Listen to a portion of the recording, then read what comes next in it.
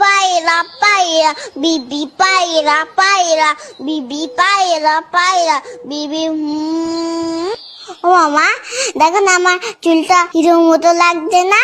হ্যাঁ তো, তবে বাবান চুলটা আরেকটু কাটিয়ে নিয়ে আসি চল, তাহলে পারফেক্ট হিরো লাগবে। ও মা শোনো, তুমি দোকানদারকে বলবে আমাকে যেন হিরোর মতো চুল কাটিয়ে দেয়, পুরো যেন শাহরুখ খানের মতো দেখতে লাগে। ও মা বলো না, বলবে তো? বলবে না তো? উফ, চুপ কেন করে রয়েছো, কথা কেন বলছো না? হ্যাঁ হ্যাঁ রে বাবা, দোকানদারকে বলবো তোকে শাহরুখ খানের মতনই চুল কাটিয়ে দেবে। ওকে। কি বৌদি, কেমন আছেন? খবর সব ভালো তো? হ্যাঁ দাদা ভালো। আরে বাবান, কেমন আছো? হ্যাঁ ভালো আছি, তবে আমার কিন্তু হিরোর মতো চুল কেটে দিতে হবে। তুমি পারবে তো? আগে বলো, নয়তো তোমার কাছে কাটবো না। সব রকম কাটতে পারি আমি, তুমি এখানে এসে বসো।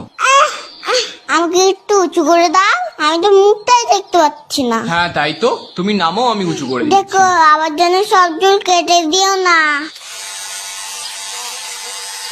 আহ বাবা নড়ো না, কান টান কেটে যাবে কিন্তু। ও দাদা, একেবারে মুড়ো করে কেটে দেবেন। হ্যাঁ হ্যাঁ, বুঝেছি বুঝেছি। আমার চুলগুলো কোথায় গেল?